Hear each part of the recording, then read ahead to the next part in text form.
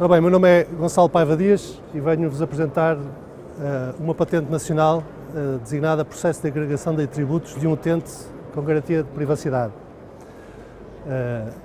Esta é uma ideia que surgiu no contexto do governo eletrónico também e da problemática associada a garantir a privacidade dos cidadãos ou das pessoas num contexto em que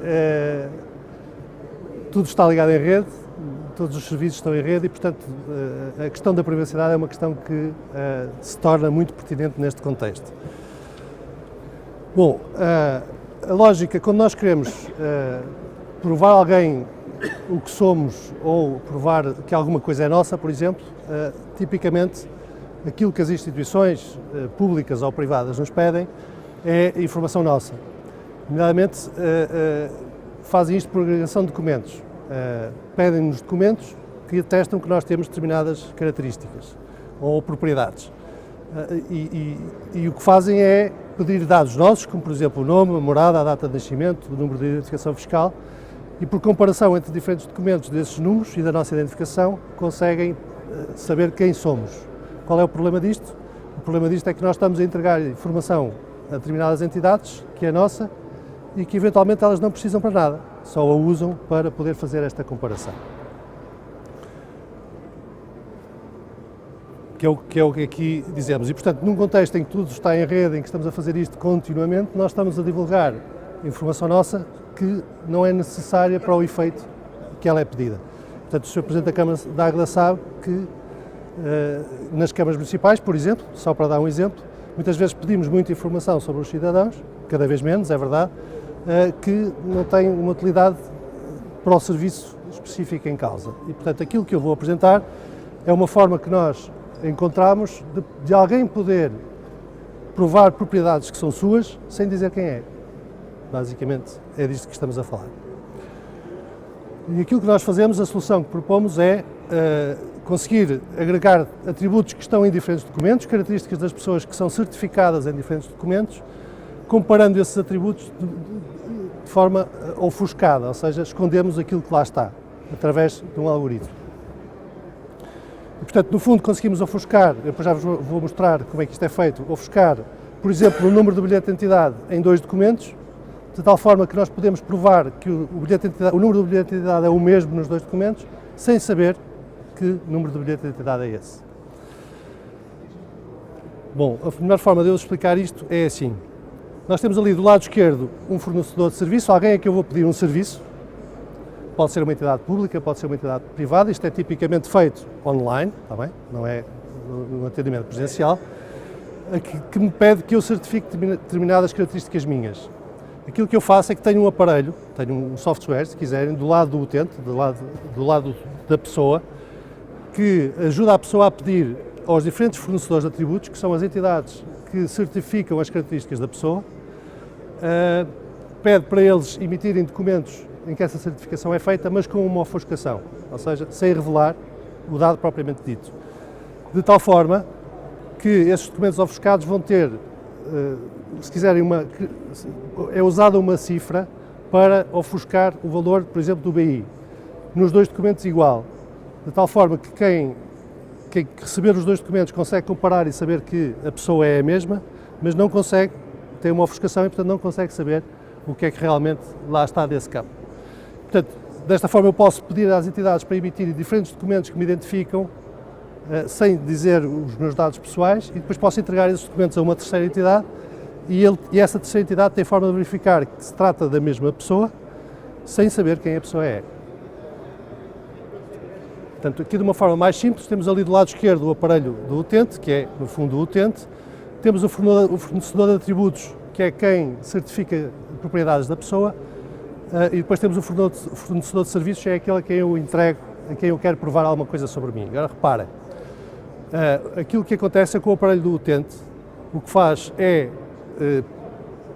gerar a informação que é necessária para fazer a ofuscação dos atributos, envia para o fornecedor de atributos, ele, no fundo, gera um documento em que atesta qualquer coisa sobre a pessoa, ofusca a identificação da pessoa usando a informação que recebeu, e assina digitalmente esse documento para comprovar que ele é verdadeiro e devolve-o. Eu depois posso juntar vários documentos destes e entregar a uma terceira entidade. Como é que isto é feito? Para ofuscar os atributos, aquilo que eu faço é usar uma cifra simétrica, tipicamente como aquelas cifras que são usadas quando nós usamos a internet em modo seguro. Pode-se usar também os algoritmos associados à assinatura digital para fazer isto, com algumas limitações.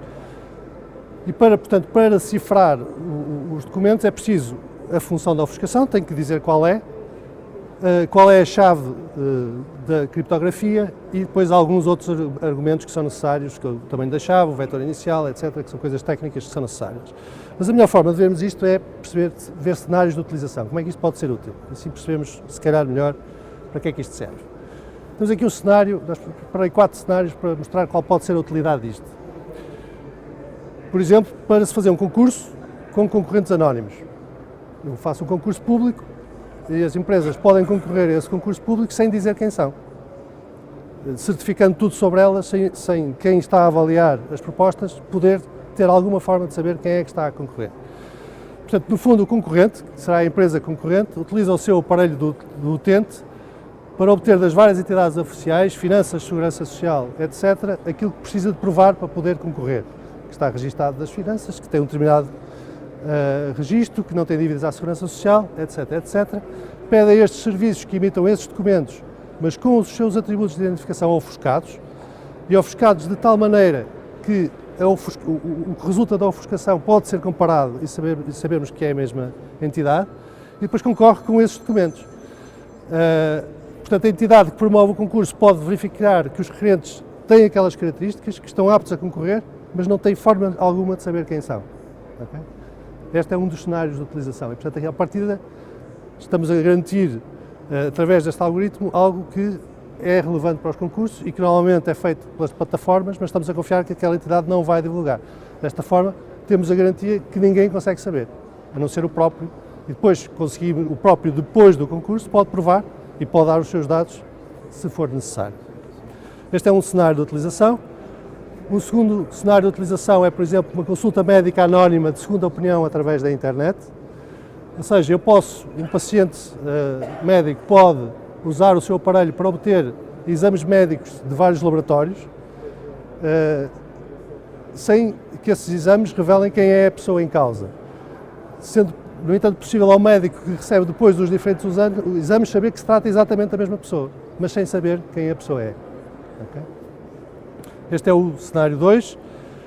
Um terceiro cenário, a aquisição anónima de dispositivo eletrónico para pagamento de estacionamentos e ou portagens. Estamos a falar, por exemplo, da Via Verde ou de um sistema numa cidade em que eu pago o parqueamento através da internet. Não é? Bom, se eu revelo a minha entidade a quem me está a cobrar, no fundo ele consegue saber tudo sobre a minha vida, sabe onde é que eu ando, não é? Etc, etc. E portanto eu posso ter interesse em não revelar essa informação. E esta tecnologia permite fazer isso mesmo. Portanto, o dono do carro, do veículo, usa o seu aparelho do utilizador para obter da entidade de registro automóvel um documento comprovativo da posse do seu veículo. Eu consigo provar que o veículo é meu. Por outro lado, que é meu, mas sem revelar quem sou. Uso o mesmo aparelho para obter do meu banco, um documento de autorização de débito com a minha identidade ofuscada. Okay? Portanto, e depois consigo provar a quem presta o serviço, que pode ser a Câmara Municipal que gera o estacionamento, pode ser a Brisa, por exemplo. Eu consigo provar que o carro é meu, que aquela conta bancária é minha e que está autorizado o débito, sem dizer quem sou. Okay? E, portanto, eles podem saber que há alguém que está a usar este serviço, mas não conseguem saber quem é a pessoa que está a usar o serviço. Finalmente, o cenário 4, que é eu conseguir provar determinadas características perante um fornecedor ou uma loja sem revelar quem eu sou. Por exemplo, comércio eletrónico com descontos para estudantes, é um exemplo de baixos rendimentos. A identidade do aluno, reparem, não é preciso saber quem é a pessoa, eu não preciso saber quem é a pessoa para lhe vender com desconto, eu só preciso saber que ela é estudante e que tem baixos rendimentos, não tenho que saber quem é. E, portanto, no fundo, se eu quero fazer isto, o que é que eu faço? Peço a identidade de toda a pessoa, o número de contribuinte, a morada, não preciso de nada desta informação, eu só preciso de garantir que ela tem duas características. Como é que isto é feito? Bom, o problema é, se quiserem, a entidade que comprova que é um estudante é uma, a entidade que comprova que tem baixos rendimentos é outra. E, portanto, tenho que arranjar a maneira de comparar estas duas coisas para provar a um terceiro sem revelar quem sou. Normalmente, como é que isto é feito? São documentos não ofuscados e a pessoa compara o nome da pessoa, o número de contribuinte da pessoa e sabe que aqueles dois documentos se referem à mesma pessoa. Bom, nós fazemos exatamente a mesma coisa, mas ofuscando estes atributos. E, portanto, não se sabe quem é, mas consegue-se provar que se trata da mesma pessoa. Portanto, o aluno usa o seu aparelho para obter um comprovativo das finanças, no fundo um documento das finanças, com a indicação do seu escalão de rendimentos, mas com os atributos de identidade da pessoa ofuscados. Este documento é assinado pelas finanças e, portanto, é um documento oficial que pode ser verificado como verdadeiro, que atesta uma coisa que é verdadeira sobre uma pessoa que não está identificada. E pode usar também o mesmo aparelho para obter da universidade um certificado de matrícula em que diz que aquela pessoa está matriculada, mas que não diz quem é a pessoa. Portanto, se repararem, se nós usarmos, por exemplo, o número do BI para isto, as finanças emitem um documento com o número do BI, mas esse número do BI vai ofuscado com um algoritmo. A universidade faz a mesma coisa com o mesmo algoritmo e a mesma chave, e, portanto, o número do BI nos dois documentos fica ofuscado, mas o resultado da ofuscação é igual nos dois documentos. E, portanto, é comparável diretamente. Se eles forem iguais, atesta que é a mesma pessoa.